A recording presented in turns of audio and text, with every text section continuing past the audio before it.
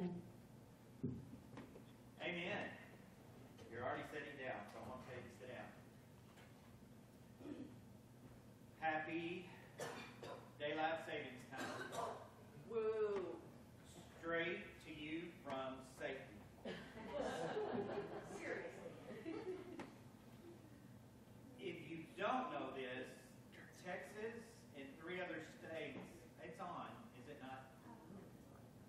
Can you hear me? Test, test. No. Amber, you want to take a look? Texas and 3 other states are moving to stay permanently on standard time. No. If Texas and California do it, though, Even though everybody hates it, it's never Yeah. changed. Yeah. See politicians hate it. Yeah. Still won't change it. well, they would get my vote forever if they would change it. There it is. It's a little tweaking. Okay, so Luke chapter 10, we've been working our way through the strange new ways of God sending out the 70. And I won't go back into the context of all of this, but we're moving forward today into verses 5 through 8. Oops.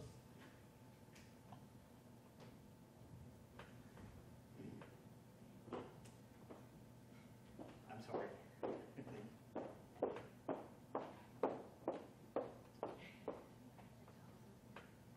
I've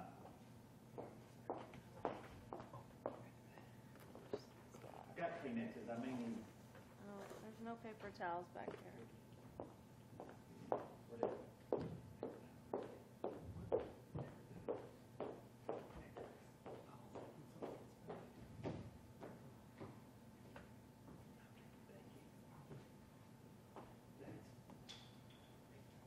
Okay.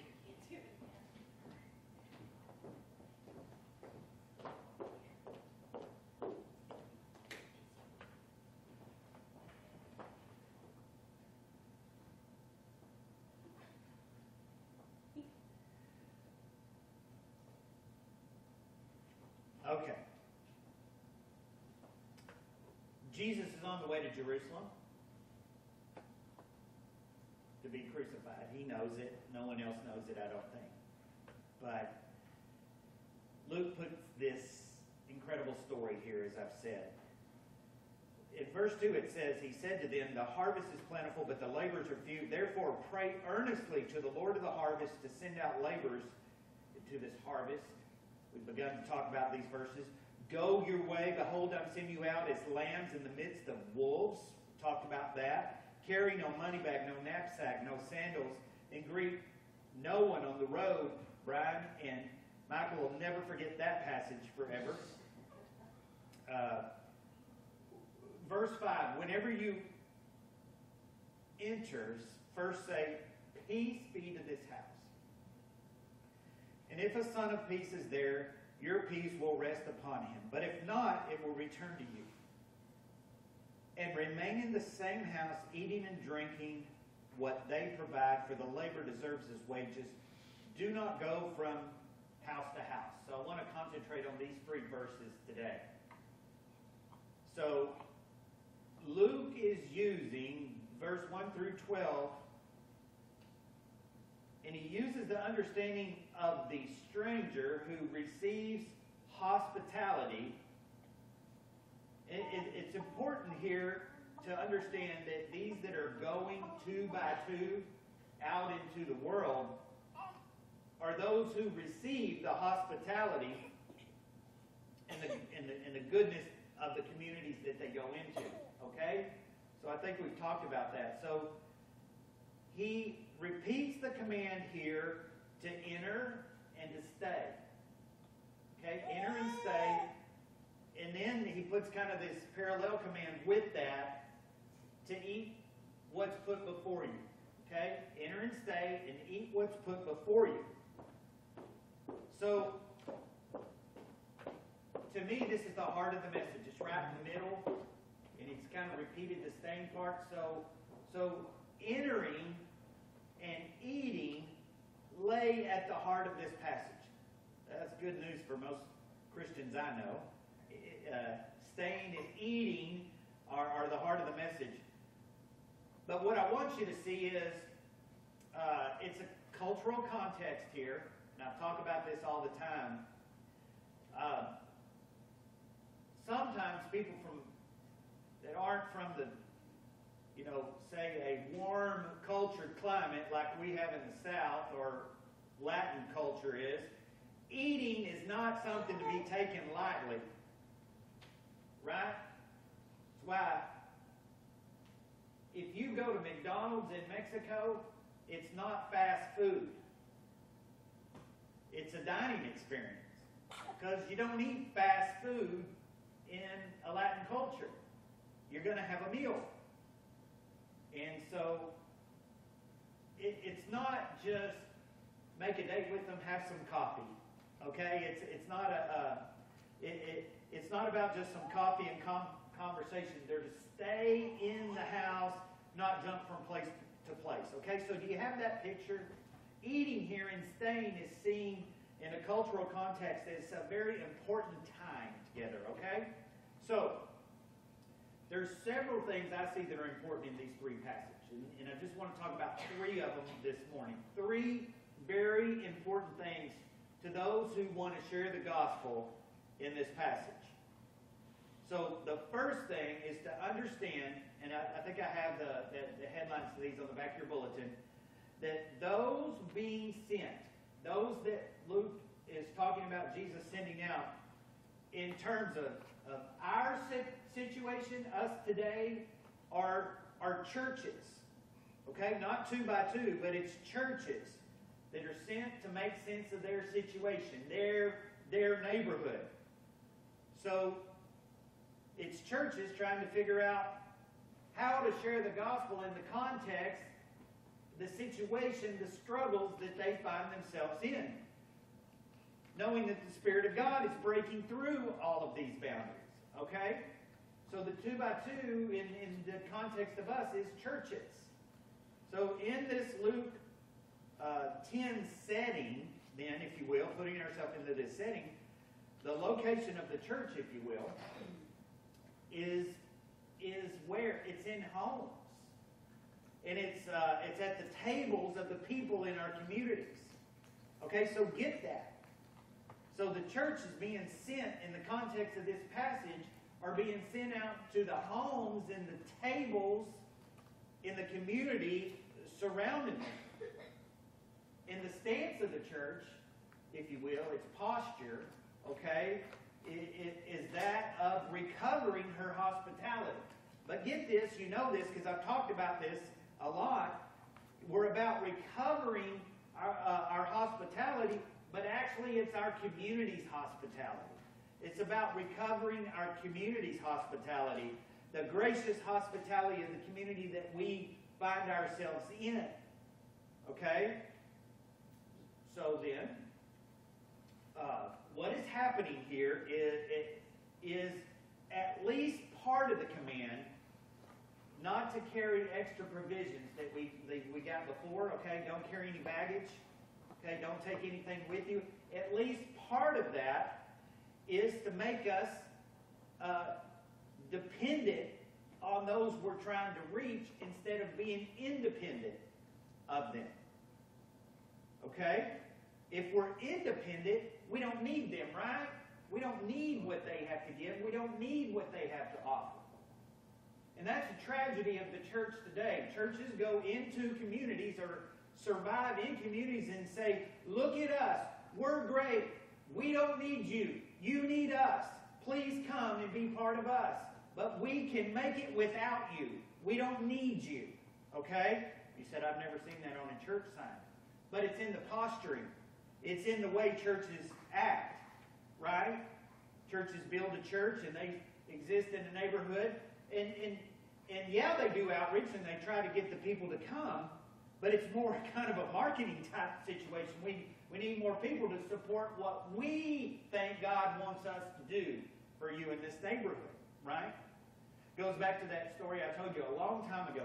And this is a very simple story, and it's a very under-exaggerated story of what a church can do. But I have a friend, he's not there anymore, but he lived in a suburb of Chicago, almost completely Hispanic suburb of Chicago.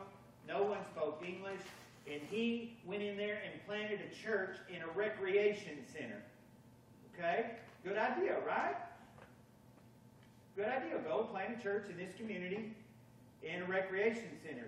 So they met with all the people that were going to drive out from Chicago to this neighborhood every Sunday to plant this church. And they decided what that neighborhood needed. And so they started the church, and they sent out the flyers, and they were doing everything every Sunday. None of them lived there except him. He moved into a house there. And so they started doing what that church needed. Nobody came. He said, but we're doing exactly what this church, this community needs. Well, ultimately, this church did make it. But one of the breaking points was, when he moved into his house, his neighbor parked his work truck in front of his house. Because they had several cars, and they parked their work truck in front of his house. And it really kind of irritated him, because the guy's parking in front of his house. So one day, he started talking to him, and he said, why do you park in front of my house? And the guy said, because my driveway's full, and it's just where I park. And so they got to talking, and he said, well, I'm the pastor of the new church in the rec center. And he was talking, and he was telling this man everything about the church. And he said, he told him, we're here to serve you in this community. They're standing out in the front of his house. It's dark. And the guy says, you want to know how you can serve us? Look at all the street lights. None of them work. We don't know how to get the street lights working. And Kim, this is his name. He's from Australia. His name is Kim. It's a man, though. And Kim said, we'll see if we can help you with that. They found a local councilman and all this, and went through the process, and they got the street lights fixed. Street lights hadn't burned in that neighborhood for years. Guess who came to church? That man and his family, and everyone he could tell that church got the street lights turned back on in their neighborhood. Now, where's that in the Bible, getting the street lights on? It's not. But there's a lot of being community in this Bible. There's a lot of serving the people in this Bible. And all he really had to do is ask, how can I serve you? And because he served him, now he gets a chance to share the gospel with the community. Wow. Some people would say that's genius. Some people would say, well, that's just so obvious. Then why aren't more churches doing it? Right? No one's even smiling that much at it. I think it's a good story. I think it's a great example of the way somebody figures out how to serve people in the community. So, when we go in and we're independent, we don't care what the community needs. When we go in and we're dependent on the community, that's what I'm going to say. We need to, churches, not we, just Mockingbird, we need to find out, churches, we need to be asking the community, how can we serve you? Okay, that's part of what's going on here. So, second, this is not, it seems to me, kind of a hit and run in and out evangelism. Okay, I don't think that these 70 are being sent on what we sometimes do, and I'll call them hit and run evangelism. And that's where you get out and you hit as many people as you can. You know, if you can talk to 100 people in an hour, yes, then that's seen as success. How many did you talk to? 100. How many did you talk to? 50. Man, only 50 in an hour? That's not so good. You must have given them the long version of the track. You must have let them ask a question. No, I'm teasing, but I'm not. But there's a strong sense to me that these disciples were instructed to stay with the people. Okay? And for some time. So, entering the house wouldn't carry the thought that it meant for us. I've been, the first probably 10 years of my Christian life, even as an older child and a young adolescent, I went on these Wednesday night visitations all the time. And we would leave with like 20 names and addresses and phone numbers. And the thing was to try to get through all 20 in like 2 hours. So the thing was, you knocked on the door, you introduced yourself, you said you're from the church, and they had visited or you'd gotten their information somehow it was. And you know what always got the leader down was? What kind of bogged him down? If they asked us in. Oh no, they're going to have us in. That means we're going to be here forever. You know, I'm just kidding. Some of you may remember this time when you used to do it. So maybe you thought, well, maybe our visitation on Wednesday nights was better. We went out with 3 names or 1 name. That's the way it should be. 1 name, 1 family. You go out and you try to spend the evening with them. But anyway, the thing was, get in and get out, right? The goal of it was to check on the box and turn it back in that you made the visit. That was the goal. Just that you were there, you made the visit, check who was there, everybody get your name on that slip so you get credit in heaven for making that visit, right? No. So, but let me tell you, in this passage, what's going on here, what I want you to see is the household is not like 6794 where I live. That is a house, and that's a household. But that's not what Luke is demonstrating here. The household is like a family of people. Think of it as an economic unit. So it's like grandparents and parents and children and cousins and stuff.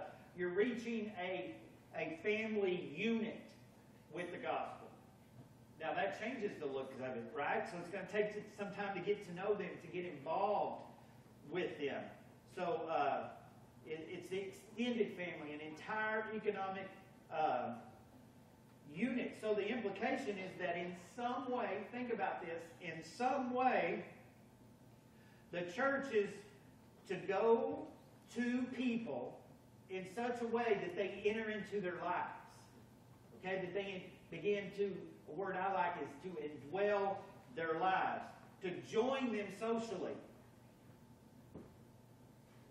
And sometimes that means you got to have something in common to join them socially, right? There has to be something that kind of links them, or you just have to have this complete willingness to accept, their social situation and then enter into it. But you enter into the economic rhythms of the household also, which explains kind of this strange comment that the worker deserves his wages. Okay? So what's going on here is that you're entering into this economic unit, this family unit, and so you're dependent on them. Okay? So if you were traveling, that would mean that they would provide you maybe a place to stay or whatever. It's different in the context of living in the big city like we do. But at the least it means getting extremely involved in the context of their life. Okay? And so it's not about like door knocking, going from door to door, and not about going out and handing out flyers to invite people to a special event to get them to come to church. It's about going to your community in such a way that you sincerely try to enter into their life and what that looks like. That's why that little example that came to mind of just talking to the guy next door who's parking in front of your yard, and it irritates the heck out of you. Why is he parked in front of my house? He's got his own house.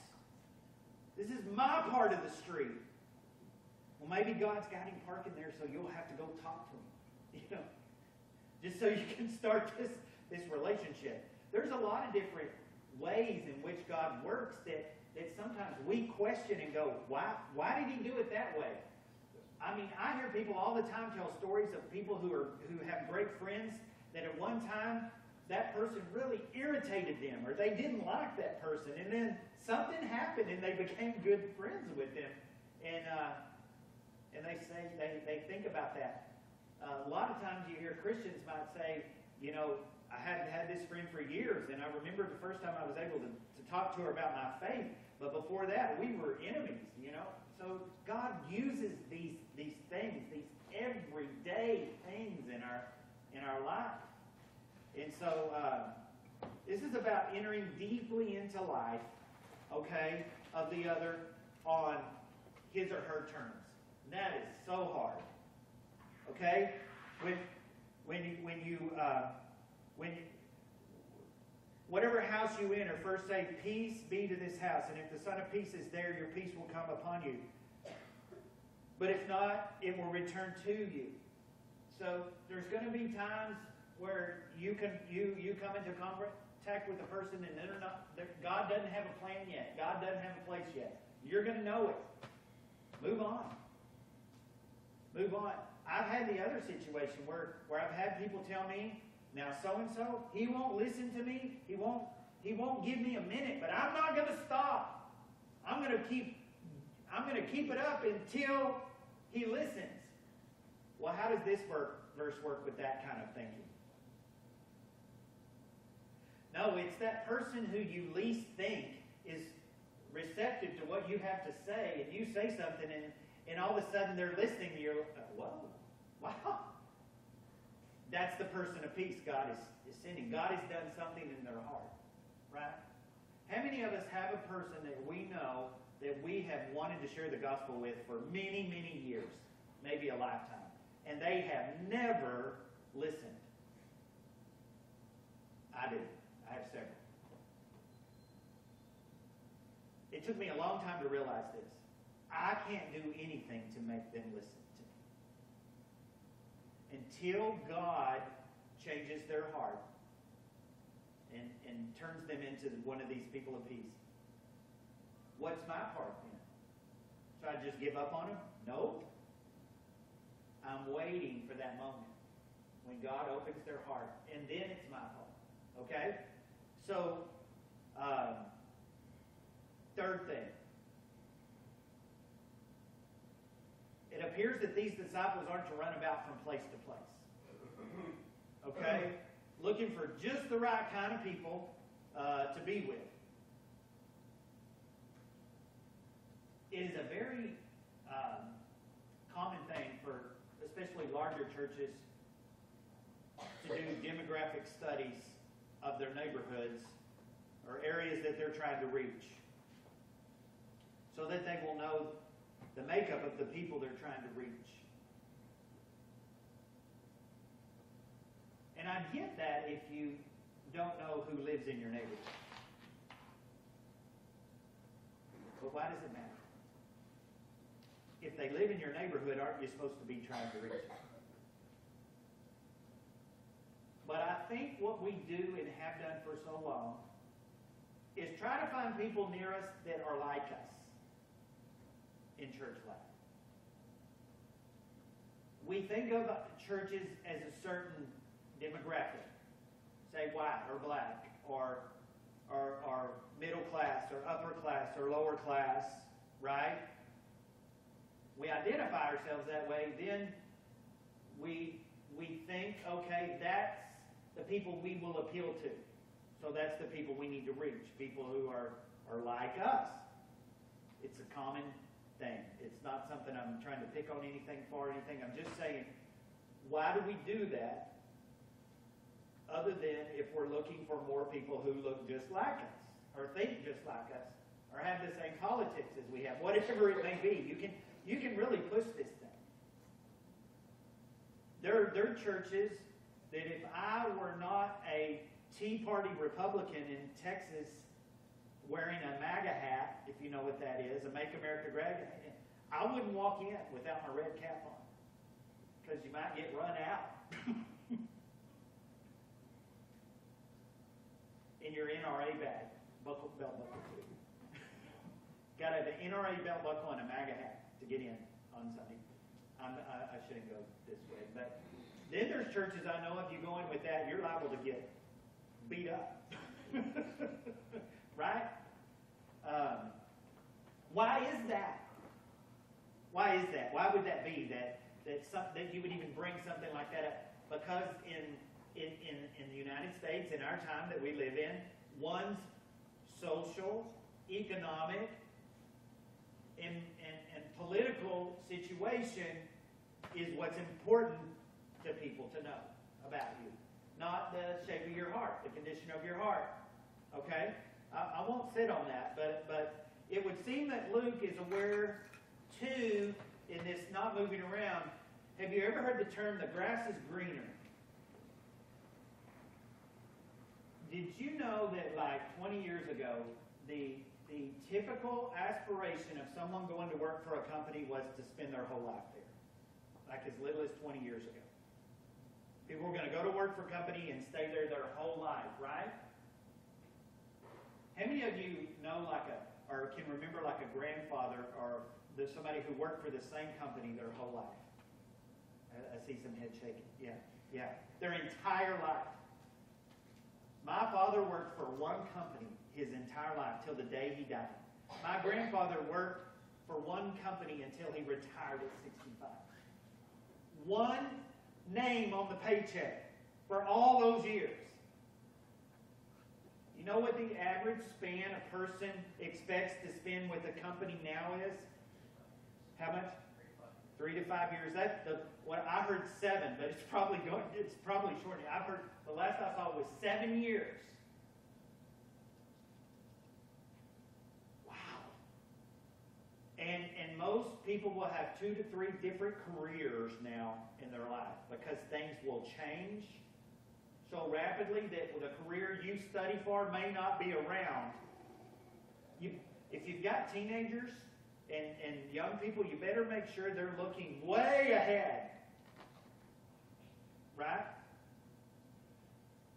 If you know somebody checking out groceries at the grocery store, actually ringing them up, they better be looking for another job. That job's gone. And you're thinking, well, how am I going to get my groceries? You better be figuring out how to order them online.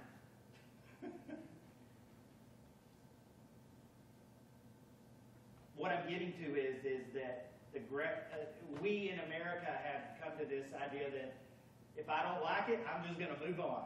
Okay?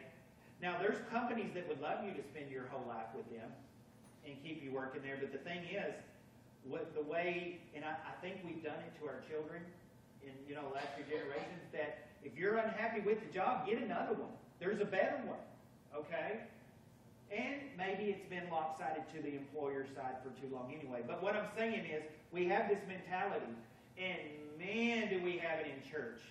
It's big time in church. Right? I've even seen some of the jokes with the millennials, not to make fun of millennials, but I'm out of that church. I emailed that pastor, and I waited 15 minutes, and he never answered me. I'm going somewhere else. It's stuff like that. I can't go to church at 10:30. 10:45 is good, and so if they won't have a 10:45 service, I'm moving up the road.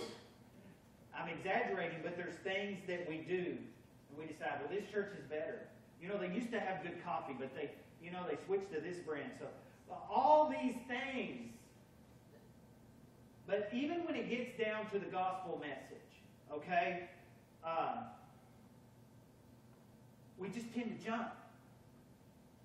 Well, we tried to share the gospel with this family, but we put 2 or 3 weeks into it. Nothing was happening. So we moved on to the next one. This is the sense of stay in one place. Stay with those people who God puts you into their life. Here's what I think. Staying put among people, then, is a critical element to being a gospel people. Staying amongst people is a critical element in being a gospel people. And on the other side, for helping us to rediscover the gospel over and over. So think about that for a minute. Staying with people is a critical element for being a gospel people, but also for helping those of us trying to share the gospel to rediscover it. If you're sharing the gospel, if you're that kind of person, you're rediscovering it constantly. You know, I hear this from people who teach all the time. I used to hear it in church from Sunday school teachers. I was preparing for the lesson this week. I was so excited. God just really spoke to me in a whole different way. I never really got that from that message. But as I was preparing, God spoke to me. That's what happens when you're sharing the gospel. God just, here he speaks different than he did before. And here and here and here, you're rediscovering the gospel. Somebody asks you a question out of some obscure passage in Lamentations that you may have read once in your life, and they want an answer. I don't have the answer for you, but I'll get it. Okay? It's forcing you to constantly rediscover the gospel. And then from here, there's also there's no room in this passage. Okay, I kind of spoke to this, given here for understanding of a type of meeting together where we can only meet with our own kind, or being drawn only to those people who share my values. That doesn't exist in this passage. This passage will not allow for that kind of thinking. Our neighbors, your neighbors, our neighbors, in churches, places like Dallas now, maybe next door, maybe across the street, maybe the blocks around us, they could be from any part of the world today. I mean, you may live in a neighborhood that hasn't changed, but if it hasn't, I would say it hasn't yet. In Dallas, it's going to. Chances are that if they're from another part of the world, or even another part of the country, they don't share your views, your worldview. They don't think like you do. There's a really good chance they don't. Okay? And so, I think sometimes we ask God, why did you leave me here and put all these strange people around me? Or maybe someone moves and then they move into a neighborhood and they find out they're the one that's different. God, why did you put me amongst all these different kinds of people? Well, remember this passage next time you think that way. When you look out at your street and it's so different than it used to be, or you are not even so different, but just different people. This is where we've been invited to plant ourselves in the local. This is what I'm talking about. This is an invitation to be planted into the local, making a commitment then for the long haul. So this kind of mission thinking, get in and get out, is an attempt, to get to our kind and to get more of our kind and people who think like us and want to go to our church, and that's not in this passage. And another thing, it seems to me that for Luke, the long view of things, the view of a commitment to things, comes before the question of what God is doing. I can remember a long time ago,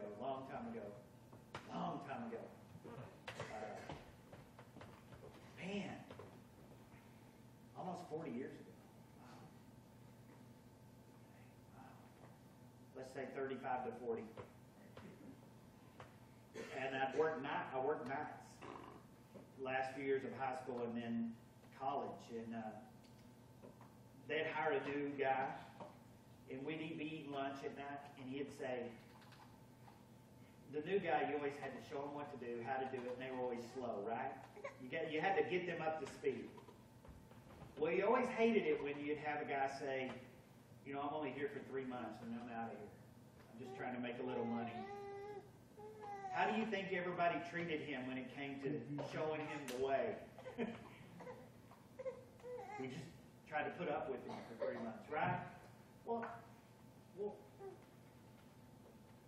in anything you do, if it requires commitment, if somebody says, I'm committed, but, I just don't have a lot of time. I'm only committed for the short run. Well, how do you feel about that? I'm just committed for the short run. Right? Somebody's running for public office for a 4-year thing. What if they were to say, I'm running, but I only want to serve the first year? How many votes are they going to get? None. Well, they might get some. Then people might say, that's good. We need them to be switched out every year. I don't know. But what do you think God thinks when we commit for the short run to the spread of the gospel. I'm in it for a year, God. I'll give you a whole year of my life. I'm short term. Well, I think then we're not given the vision of what God is doing, because He knows we're not in it. Okay, so I think this passage is clear on that. Part of knowing what God is doing is committing for the long haul. So here in these three passages, what I see is there's a very different way of going about discerning God's purposes. And that's one thing we should be doing all the time. We usually try to discern what God's doing by what we value. Okay? These are the things I value. So this is what I want God to value and do. So the way we value things are different than the way God the way we're to figure out God's purposes. And so, most of the time, and I think this is true in a church, though our church is so small and different people over the last few years, but I've been around groups of Christians to where one of them could speak and the other one could finish their sentence, you could attend a business meeting and you got the same thing every time. You knew exactly what was going to be said because nothing had changed, okay? And so that's not how we're to go about figuring out what God is doing. This is something radically different than that. So I would say, what does all this say, or what does what we're seeing from Luke 10 say about us, our local little flocks, our local little communities and churches, and the crisis of identity that are faced by so many churches in America today? What does this say to us? Because that's what Luke's trying to say. What might be the implications for the kind of transformation or revitalization that I think a lot of people are seeking right now in churches? See, Luke is he's reorienting these people. The last few decades that have gone past in these people's lives here in the early church, and kind of giving them a reorientation. When you join just about anything or go to work somewhere, you get an orientation, right? And you get blasted with all kinds of information, right? And then the next year there's new people, they get an orientation the next year. What if you've been there like 20 years? 20 years of working there. You haven't been to orientation in 20 years. I wonder what things one might discover by going through orientation again 20 years later. I didn't know we had that. I didn't know we did that. Stuff like that. Well, Luke's kind of reorienting these Christians. They've been a Christian a long time, and so he's kind of taking time to invite these early Christians into a new way of understanding, a new way of imagining or reimagining the gospel. That's what he's trying to do. So if you need to think about it that way, how long have you been a Christian? Some of us a long time. Some of you might have been a Christian longer than I am old. That's a long time. Some of you may be new Christians, but could it be that God is moving in a similar way in the United States today that he did in the early church in Luke's time? I think he is. I think absolutely he is. I asked that kind of as a rhetorical question, but I think God's doing some incredible things in the United States right now.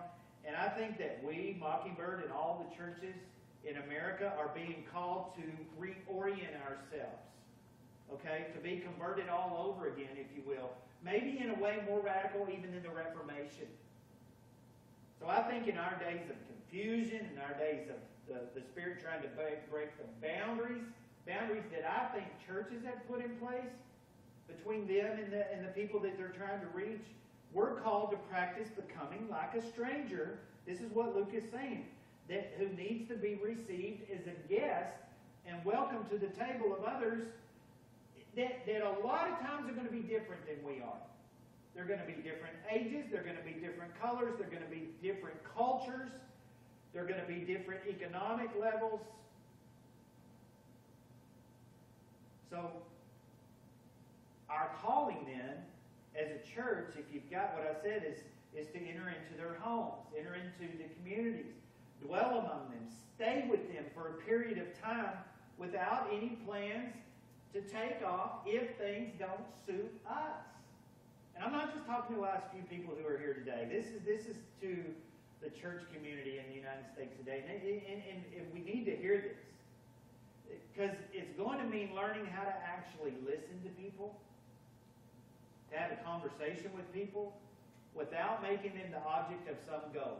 And I practiced that for so many years as a young Christian. People who didn't go to church were a goal to fit into some box that I could check off. So I could get them into church so they could check off boxes. Do any of you remember the old tithing envelope? There's like 10 things to check off on there that you did last week. You know? And guess what? Somebody kept a record of all those checks. And nationally, they kept a record of all those checks. Sunday school records are amazing. I think it broke Margie's heart. I think it may be what was the hardest thing for her to understand.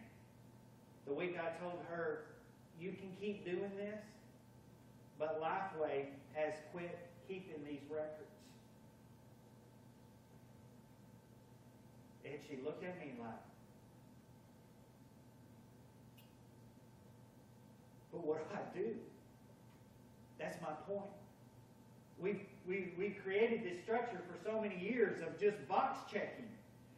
And people who fit into all these boxes we checked. And the more boxes we checked, the better a church we were. Right? That's what going out and sharing the gospel was. Checking boxes. The more boxes you check. I remember the winning of Bibles, the stars you get on the wall, all the different things for checking boxes. And so it's a different world these days. A lot of people would rather us just go back to checking boxes. They really would. Can we just get back to checking boxes? So here's the thing. It's going to mean, this was going to be a real short sermon. But I kind of got casual because it's just a few of us today. I'm sorry. But it's going to mean kind of a readiness to enter into a conversation with other people in our communities. And we live in a lot of different communities, those here. And seeking to listen to their stories and get into conversations with them. I mean, genuine human engagement is what sharing the gospel is supposed to look like. And you know what? For a lot of people, this is so strange. You mean I'm supposed to talk to people I don't know? Yeah, that's the whole point. People who don't look like me? Yeah.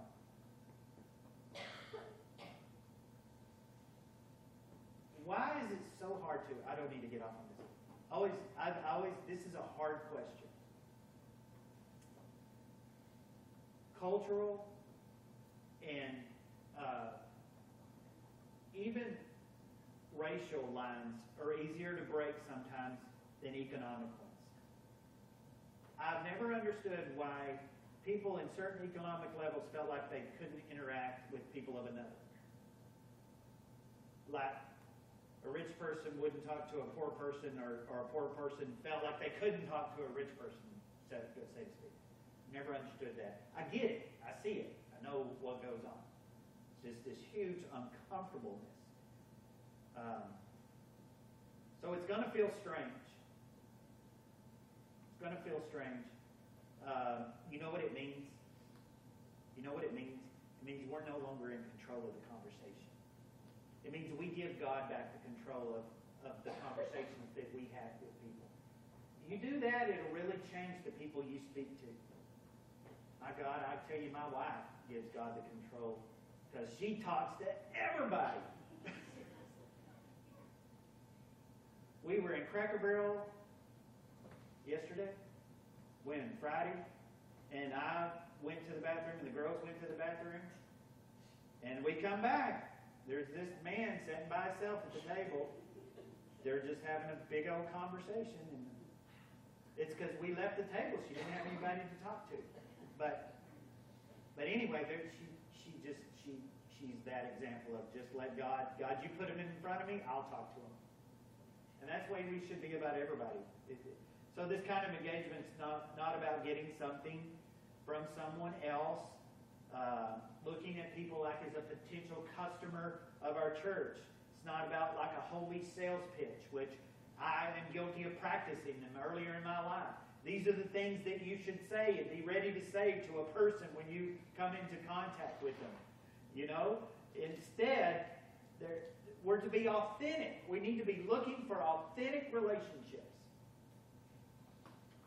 You know, maybe I can help some people. I know I've got a bunch of different ages, but I always think of, when I think of authentic, having an authentic relationship. There was a show, and I know most of you probably didn't watch it, but I'm going to use this because it's funny and it works.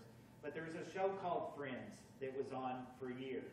And there was a guy named Joey in it.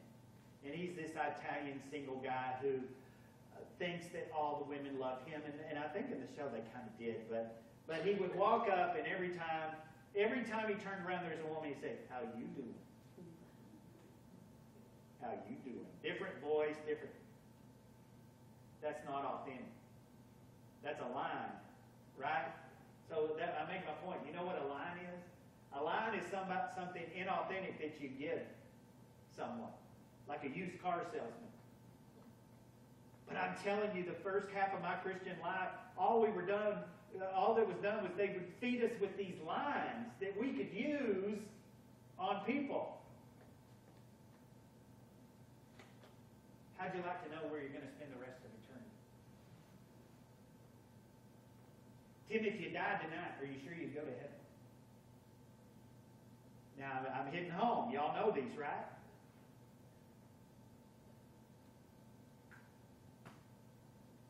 Because what were we prepared to do with the answer to that question? Here you go. Read this, sign the back. Or I've said this before. If you could, just give me the back page and sign it, and I'll leave it with you. And you'll know where you're going to spend it. What Luke intends is that I care about Tim, and that without giving him a line of where if he died tonight, would he go to heaven? That I'm going to sit down and eat with him and talk with him and discern if he's a Christian or not. And then I know where he's going to go if he died tonight. You see what I mean? I'm not picking on some of the ways we've done things. I did them. I've marched through more neighborhoods, loaded down with every kind of tract that the Baptist press could print.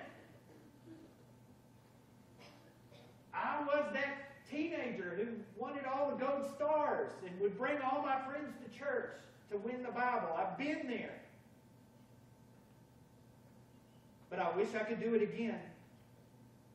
I wish I could go back with those relationships with those friends I had in high school and in my young adulthood, and instead of just giving them how you doing lines, I would have gotten closer to them and got to know them better. And then I could tell you today, 35, 40 years later, that I know for a fact these people, I know where they're going to spend eternity.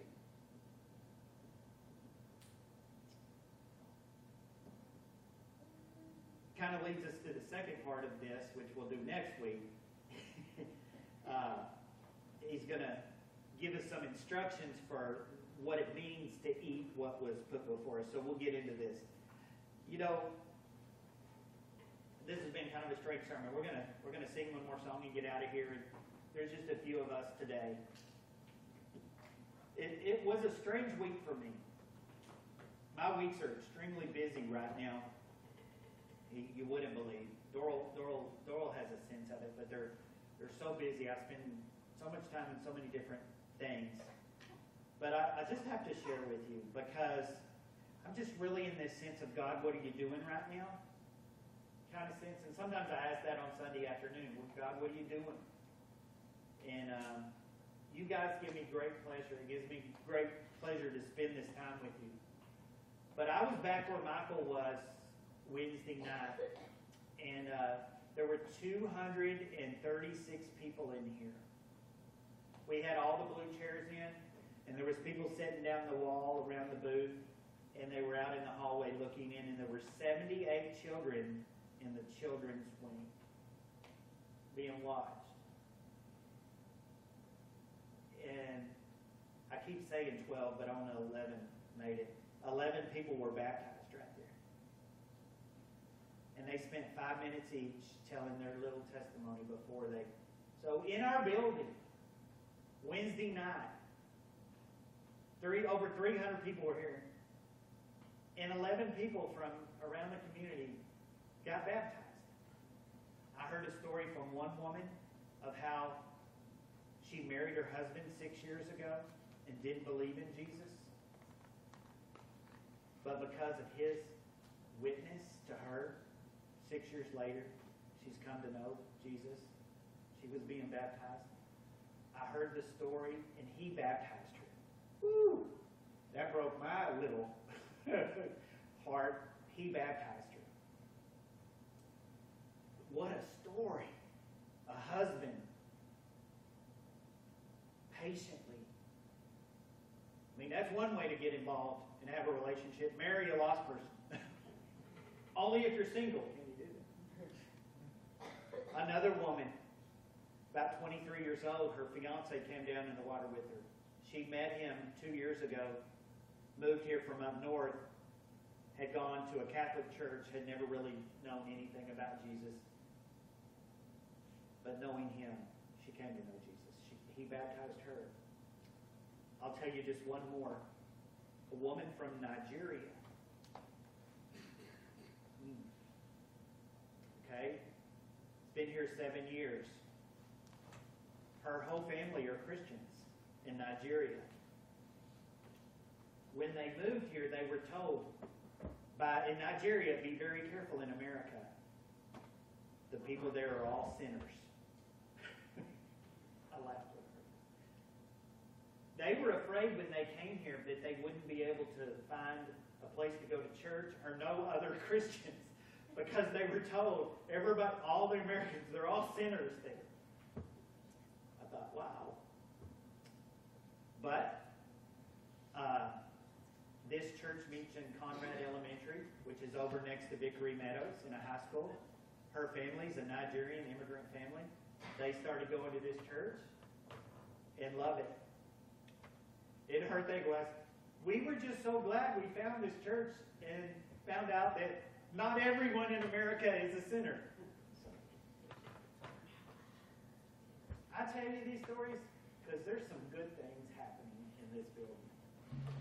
That church uses our building on Tuesdays, and over 200 people do Bible study in the basement here every Tuesday.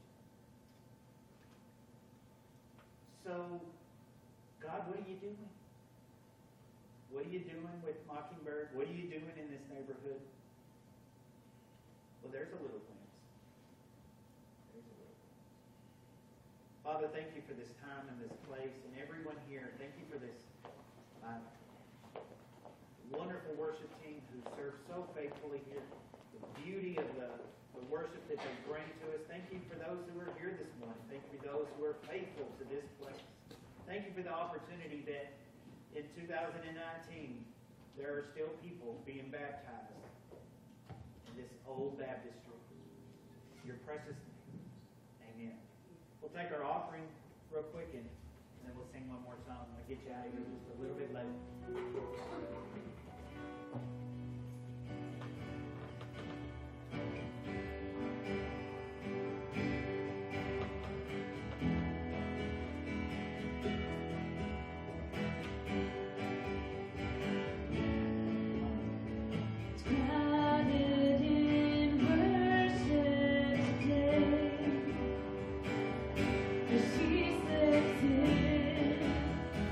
Trying to